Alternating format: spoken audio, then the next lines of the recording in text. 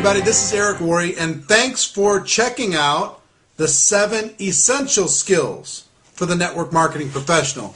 I've been involved in the network marketing profession for 25 years. I've enjoyed a lot of success. I've earned over $15 million. I've traveled around the world. I've had organizations totaling over 400,000 people. I've seen a lot. I've interviewed all the top earners. Many of these people around the world are friends of mine. And sometimes when people get involved in network marketing, it becomes a little bit intimidating. And what I want to do for you today is I want to demystify network marketing for you. I want to give you the 7 essential skills. I want to give you a little bit of a primer towards the development of those skills. Now, in one video, you're not going to become a network marketing professional, but at least if you have a roadmap, if you have a game plan, if you know what the skills are that you have to develop, then you're going to be in good shape. And here's the good news. It's not about luck. It's not about timing. It's not about positioning. It's about the skills. If you'll learn the skills, you'll be able to go out there and make something happen. So, skill number 1 of our 7 essential skills. Skill number 1 is finding people to talk to. See, a lot of people don't think that that's a skill. Finding prospects. That's not a skill. That's something that you're given. That's something that it's a reward. This is what most people think. They think it's a reward for how they've lived their life up until this point. If they've got a great list of people, then, well, you're going to do great in network marketing.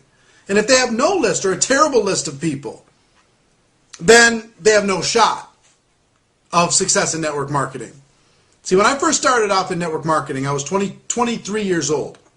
And I'd had 18 jobs prior to being, my 23rd birthday. 18 jobs.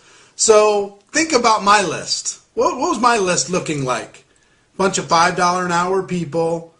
And the people who were successful that I knew, they were rolling their eyes at me, wondering when I was going to figure my life out. So it never dawned on me that this was a skill. It never dawned on me that what professionals do in network marketing is they treat the finding of prospects as a skill. They become highly skilled at finding prospects. Now, of course, it starts with making your list. It starts with writing down all the people that you know, but that's what the amateurs do. They make a list, they drain the list, they either have success or failure inside of that list, and if they get some people, they'll keep going. If they don't, it's over for them. Here's what the professionals do. They make a list, and their list isn't just a candidate list. They add a name to it, a description to it, called the active candidate list. The active candidate list. Here's what that means. The list is a living, breathing thing. The list is not only what you write down, but the professionals find a way to add at least 2 people a day, every day, to their list. See, if you add 2 people a day, that's easy 600 people a year. That's, over 5 years, it's, 3,000 people. So the professionals raise their awareness. When they meet somebody, they get their contact information. When they're at a party, they get somebody's contact information. They're not that boorish person prospecting somebody in the corner of the room. They get their contact information, they build a relationship, and when the time's appropriate, they will approach that person and let them know about their product or opportunity. But the idea, here's the thing I want you to get clear in your mind. The finding of prospects is a skill. And you might not be good at that skill right now. But you can become good at that skill. I became good at that skill. We have technology today that's opening up doors like crazy to be able to expand our list, build relationships with the people on that list, build trust, and when the time's appropriate, share what we have for those people. So, first essential skill, not luck, not, good fortune, is finding good prospects to share your product or your opportunity. That's skill number 1. Skill number 2 is inviting those people. Now this is a big one. This one takes some time, it takes some practice. And the professionals, what they learn to do is invite people in such a way that they're totally comfortable and flattered, and it's a very pleasant experience. What the amateurs do is they invite people in such a way that makes people run the other way.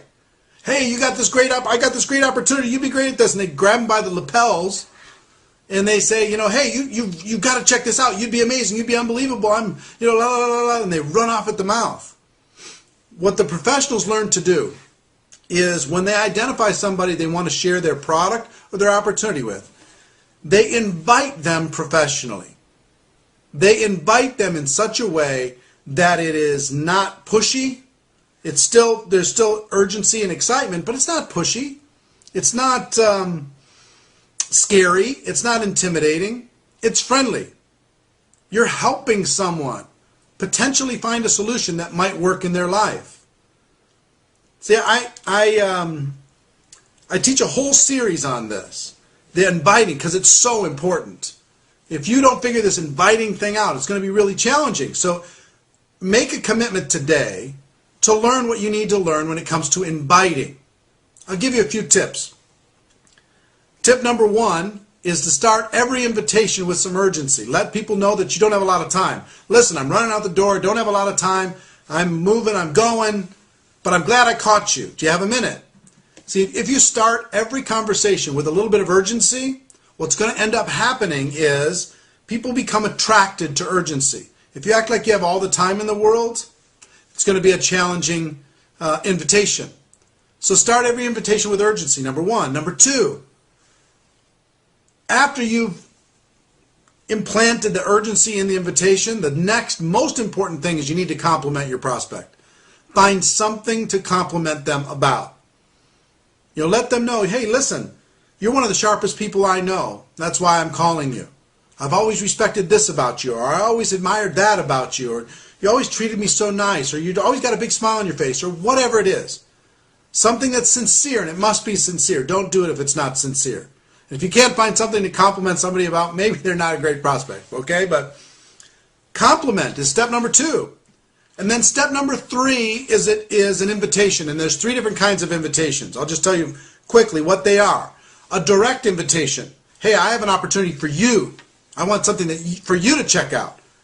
When you told me you were sick of your job, were you serious? You just kidding around? Oh, you're serious? All right, I've got an opportunity for you. A way for you to take your kids on vacation. And the direct approach is okay so long as that person looks up to you or respects you or admires you in some way. But if that's all you ever do, you're going to have difficulty because it only really works with people who love you, like you, or respect you. In other words, you can't go up the economic ladder with the direct approach. You go to somebody more successful than you, and you say, hey, I've got an opportunity for you. They're going to go, hey, whoa, whoa, whoa. I'm fine. I'm doing better than you are, right? So direct approach is good for that group of people that you can say, hey, come over to my house. Something I want to show you. That little core group, okay? The indirect approach is the second way. Indirect approach says, I need help, I need guidance, I need advice, I need input. Listen, you're one of the sharpest people I know. I don't have a lot of time. You're one of the sharpest people I know. I've run into a business I'm pretty excited about, but I want you to check it out because you know more about business than I do. Would you check it out and let me know what you think? This advice, opinion, help, you can go to a family member. You can say, listen, I just got started with something and I'm nervous. I don't have any skills. I need a friendly face that I can practice on. Can I come practice with you? Can I give you my little presentation and practice with you? I just need a friendly face, right? Imagine if you did that with every close friend or family member. The odds of your success go way, way up. People go, oh, okay, fine, fine. I'm happy to help, right? So the indirect approach, help, guidance, input, advice. And then the super indirect approach for the wildly successful people that you know, the super indirect approach says you're not a prospect. It's clear that you're not a prospect. You're way too successful for this. But I know that you know people. Who do you know that's ambitious, money motivated, would like to make a lot of money with a company that's expanding in this area? See, the super indirect approach, they'll say, well, I know some people, and in their mind they're thinking, well, maybe me. But their ego won't let them get there right away at the very beginning. So the super indirect approach for the very successful, people with high egos, high success, people up the economic ladder from you. So in the invitation, 1, you're in a hurry, some urgency. 2, the compliment. 3, make the invite. Direct, indirect, or super indirect. Number 4, I've learned that there are 2 things you're inviting people to. You're inviting people to an event of some sort, one-on-one, small group, big event, company event, local event, right? Some type of an event, or a tool, some sort of tool. There's an online video I want you to see. There's a CD I want you to check out or listen to. There's a DVD I have a magazine, something. And third party is so much better than any other form of invitation. Now, an event is always going to be more powerful when it comes to the number of people who join after they attend. But for the brand new person, it's much more difficult to get a person to attend. The typical brand new person will invite 20 people to an event, 2 will show up, they'll be suicidal, and they won't know where to go. So my recommendation, and what I've seen the professionals focus on, is a tool as a first exposure. So instead of an event, a tool. Being able to go to a person and say, look, I have this DVD. It explains it all better than I could. If I gave you this DVD, would you watch it? And wait for the answer. Simple as that. I've got this magazine. I've got this person I want to introduce you to. If I set up a little 3-way phone conversation, would you talk with them? Just if I would you is all you do. If I would you, and then you confirm that after they say yes, and they will. If you've started with urgency and you compliment them and you do a professional invitation, then you do if I would you, you're going to have good success in getting somebody to take a look. Okay? There's more to it than that, but at least understand the fundamental skill of inviting is crucial. You have to focus on becoming world class at that skill before you go anyplace else. Learn that skill. So number 1, finding people to talk to. Number 2, inviting. Number 3 is presenting your product or your opportunity to somebody else. Now the best way to present is for you not to be the expert. Most people get involved in our profession. They decide, well, I've got to learn everything. I've got to know everything. I have to be the expert. No, we don't want you to be the expert. We want you to be introducing your prospect to somebody at an event. We want you to be pointing to a magazine and letting them take a look for themselves. We want you to be reading something or introducing something, playing a video, having them listen to an audio, having them go to a website and the presentation is done for you. Keep it so it duplicates, so anybody could do it. So the presenting is a skill for you, learning how to guide somebody. Well, my good friend Jim Faubert says, point, guide, and direct. Point, guide, and direct. That's your job when it comes to inviting and presenting. Pointing, guiding, and directing. You stay out of the way. So presenting is skill number 3 that you have to develop inside of this profession. Skill number 4 is follow-up. A lot of people get to the presentation and then they just let it die. And the only purpose for any presentation is to schedule the next presentation. The next presentation. Here's something that might interest you. It takes between 4 and 6 exposures for the average person to decide to get involved in network marketing. Between 4 and 6. It's not 1. It's between 4 and 6. So they might try the product and then watch a DVD and then go to a website and then attend a meeting and then they join. Or any combination of those things. But 4 to 6 on average. So follow-up is all about setting up that next exposure. Learning how to answer the basic questions that you're going to get. Learning how to overcome the basic objections that are going to happen during this process. Understanding, we're trying to help blind people see. We're trying to help ignorant people understand what it is that we do. That's going to take a little bit of time, a little distracting them from their daily lives and this model that they've been plugged into for their whole lives. So follow-up is about guiding people through 4 to 6 exposures on average before they make a decision. That's skill number 4. Skill number 5 is how to close. How to help a person become a customer or become a distributor. How to guide them through the process. There's a number of things that you need to understand in this. It's a psychological process. But I've used a basic 4-question close at the end of all of my exposures for 20 years. And I'll give it to you right now. So let's say, imagine that you've just finished watching a DVD and I was sitting next to you. And at the end of that, I say, on a scale of 1 to 10, 1 being you have zero interest, 10, you're ready to get started right now, where are you? Typically, a person's going to say 5, 6, 7, something like that. And I'm going to say, well, look, I'm going to do one of two things when they give me that answer.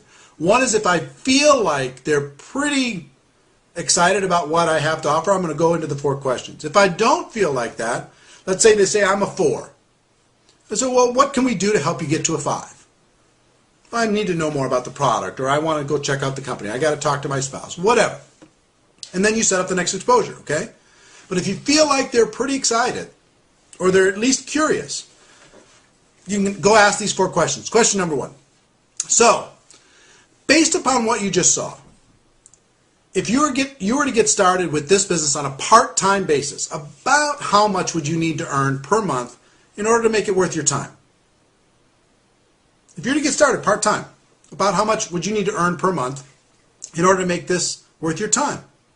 And I wait for the answer. And you give me your answer right now, okay? Question number 2. So, about how many hours a week do you think you could realistically commit to developing that type of income? And then they give me their answer. All right, fantastic. Question number 3. About how many months would you be willing to work those hours, those weekly hours, while you were developing the income that you're looking for? And they'll give you the answer. Typically 3 months, 6 months, 9 months, a year, something like that. Okay? And then question number 4 is I just put it all together. So if I could show you how to make the income that you're looking for in the hours that you're willing to commit per week, over the course of the months that you're willing to commit to developing this income, would you be ready to get started?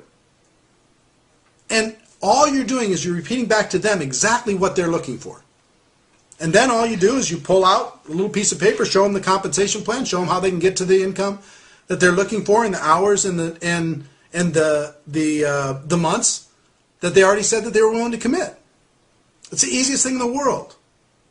Isn't that a little bit better than what did you think?